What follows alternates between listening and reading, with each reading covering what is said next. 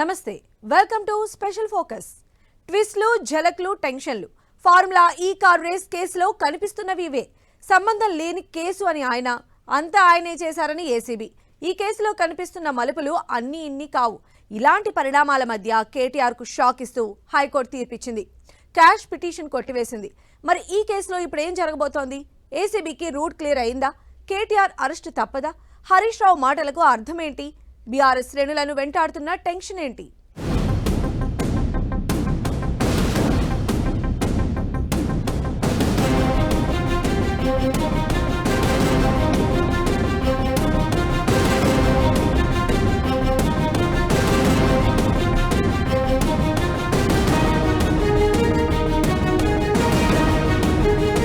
Car race కేసులో కేటీఆర్ కు shock.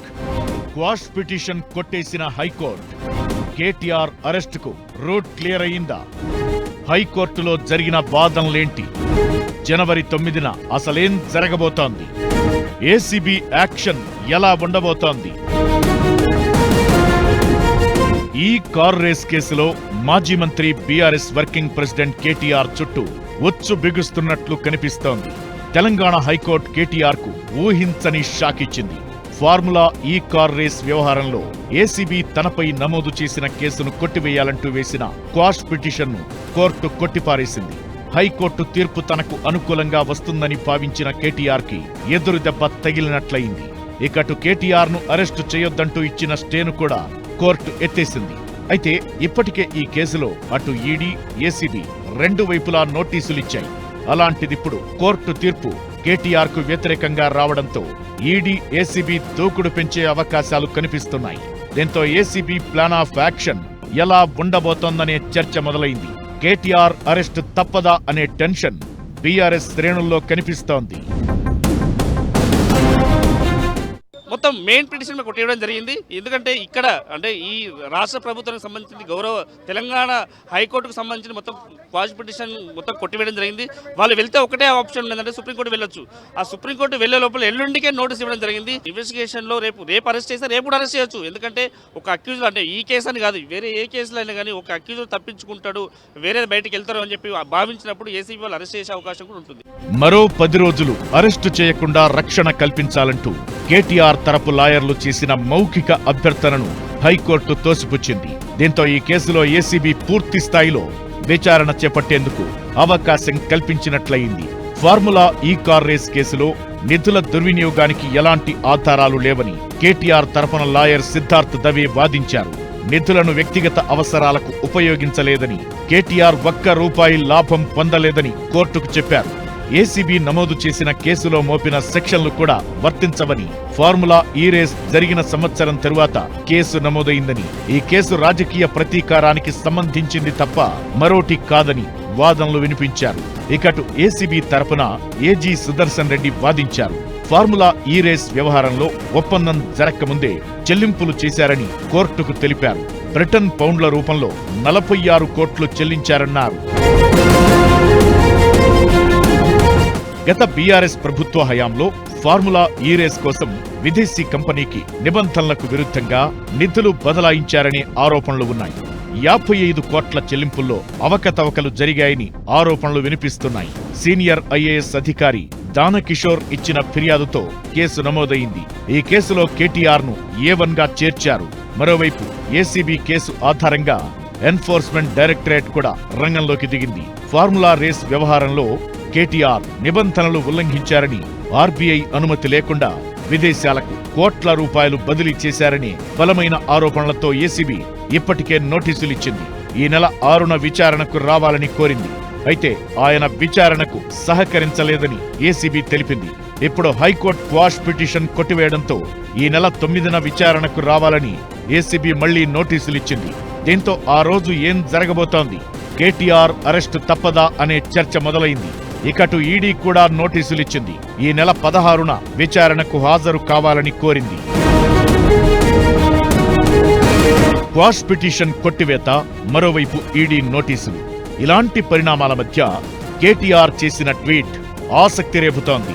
ఎదురు దెబ్బల నుంచి బలంగా పుంజుకుంటామని, అబద్ధాలు తనను అడ్డుకోలేవని, ఆరోపణలు తనను తగ్గించలేవని చర్యలు తన దృష్టిని మరుగుపరచలేవని, కుట్రలు తన నోరు మూయించలేవని, ఇవాల్టి అడ్డంకులే రేపటి విజయానికి నాంది అని, న్యాయ వ్యవస్థను గౌరవిస్తానని, న్యాయం గెలుస్తుందని నమ్మకం ఉందంటూ రాసుకొచ్చారు.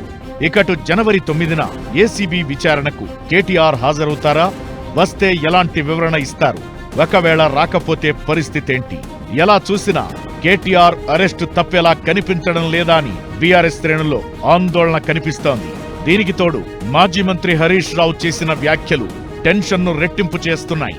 కేటీఆర్ కడిగిన ముత్యంలా బయటకొస్తారని హరీష్ అన్నారు. అంటే అరెస్టు ఖాయమన్నట్లే కదా అని కంగారు పడుతున్నారు కారు పార్టీ కార్యకర్తలు. ఇంతకాలం కేటీఆర్ను అరెస్టు చేయకుండా కోర్టు మధ్యంతర ఉత్తర్వులు ఏసీబీకి అడ్డొచ్చాయి. అయితే ఇప్పుడు ఎలాంటి నిబంధన లేదు. దీంతో కారు రేసు వ్యవహారంలో కేటీఆర్ అరెస్టు దాదాపు ఖాయం అయినట్లే కనిపిస్తోందనే చర్చ జరుగుతోంది. ఇకటు నాంపల్లి కోర్టు నుంచి అనుమతి రావడంతో ఏసీబీ దూకుడు పెంచింది. ఏపీ తెలంగాణలోని గ్రీన్కో ఆఫీసుల్లో సోదాలు చేపట్టింది. గ్రీన్కో అనుబంధ సంస్థ ఏస్ నెక్స్ట్ జెన్ లోనూ తనిఖీలు చేపట్టారు. ఫార్ములా ఈ కార్ రేసుకు సంబంధించి నిధులు ఏ అకౌంట్ నుంచి వచ్చాయనే అంశంపై అధికారులు ఆరా తీస్తున్నారు. ఇక ఈ కేసులో కీలకంగా మారిన అరవింద్ కుమార్, బిఎల్ఎన్ రెడ్డిని కూడా విచారించేందుకు ఏసీబీ రెడీ అవుతోంది. దీంతో కొన్ని రోజుల్లోనే తెలంగాణ రాజకీయాల్లో కీలక పరిణామాలు చోటు చేసుకోవడం ఖాయంగా కనిపిస్తోంది.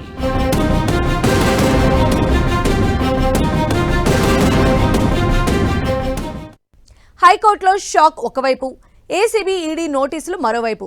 ఇప్పుడు కేటీఆర్ ఏం చేయబోతున్నారనేది ఆసక్తి రేపుతోంది. ఇప్పుడు ఆయన ముందున్న ఆప్షన్లేంటి? అరెస్ట్ అవ్వకుండా తప్పించుకునే మార్గమే లేదా? అసలు ఫార్ములా ఈ కార్ రేస్ కేసేంటి? ఏసీబీ ఎందుకు సోదాలు చేస్తోంది? హైకోర్టు తీర్పు తర్వాత కేసు ఎలాంటి మలుపు తీసుకునే ఛాన్స్ ఉంది?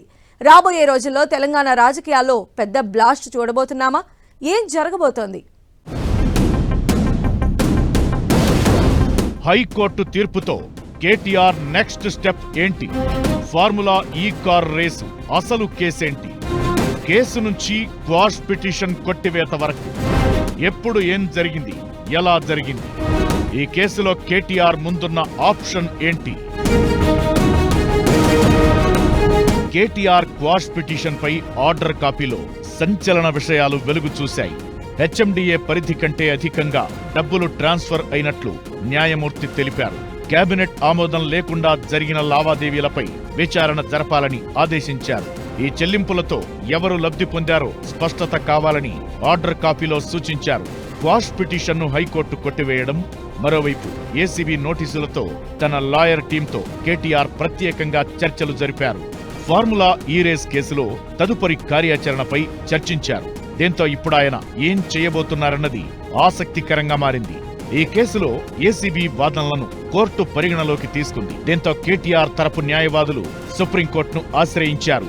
సుప్రీంకోర్టులో కూడా ఇదే రకమైన వాదనలను కేటీఆర్ తరపున లాయర్లు వినిపించే అవకాశముంది.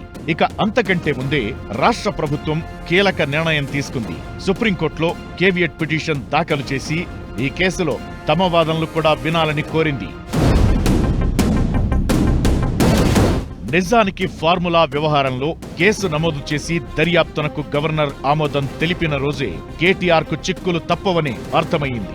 ఇప్పుడు క్వాష్ పిటిషన్ను కొట్టేయడం, అరెస్టు నుంచి మినహాయింపు ఇవ్వడానికి నిరాకరించడంతో కేటీఆర్ ను ఏసీబీ అరెస్టు చేయడం ఖాయంగా కనిపిస్తోందనే అభిప్రాయాలు వినిపిస్తున్నాయి. ఫార్ములా ఈ రేస్లో మొదటి నుంచి చాలా మలుపులు కనిపించాయి. 2023 ఫిబ్రవరిలో అప్పటి బీఆర్ఎస్ సర్కార్ ఫార్ములా ఈ రేస్ నిర్వహించింది.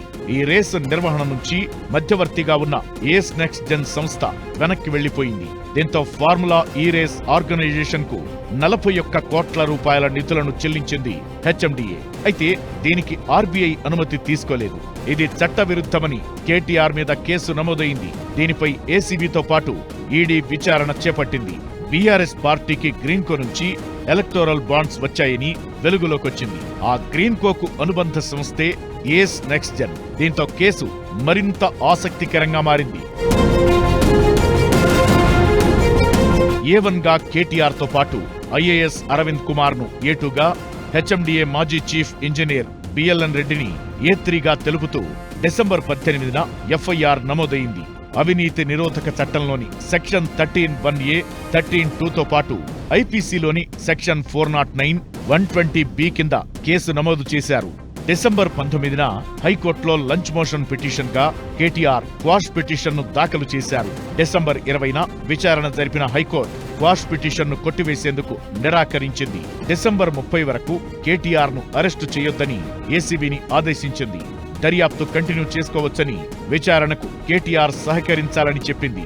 డిసెంబర్ 27న విచారణలో నాట్ టు అరెస్ట్ ఉత్తర్వులను ఎత్తివేయాలని ఏసీబీ పిటిషన్ దాఖలు చేసింది. డిసెంబర్ 30న కేటీఆర్ తరపున కౌంటర్ రిప్లై దాఖలైంది. కేటీఆర్ ను అరెస్టు చేయకుండా డిసెంబర్ 31 వరకు ఉత్తర్వులు పొడిగించారు. డిసెంబర్ 31న క్వాష్ పిటిషన్ పై వాదనలు పూర్తి కాగా జనవరి 7న తుది ఉత్తర్వులిచ్చింది.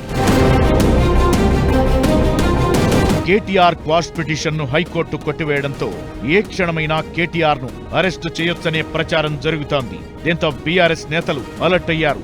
తదుపరి తీసుకోవాల్సిన చర్యలపై మంతనాలు జరుపుతున్నారు. అటు కేటీఆర్ తో మాజీ మంత్రి హరీష్ రావు, ఎమ్మెల్సీ కవిత అత్యవసరంగా భేటీ అయ్యారు. రాజకీయ పరిస్థితులు, ఫార్ములా ఈ రేస్ కేసులో పరిణామాలపై చర్చించారు. ఓవైపు ఈడీ నోటీసులు, మరోవైపు ఏసీబీ నోటీసులున్నాయి. దీంతో వాట్ నెక్స్ట్ అనే దానిపై తెలంగాణ వ్యాప్తంగా కొత్త చర్చ జరుగుతోంది. తప్పు జరిగిందని కాంగ్రెస్ సర్కార్ ఆరోపిస్తోంది. రాజకీయ కుట్రలో భాగంగానే తప్పుడు కేసులు పెట్టారని బీఆర్ఎస్ విమర్శిస్తోంది.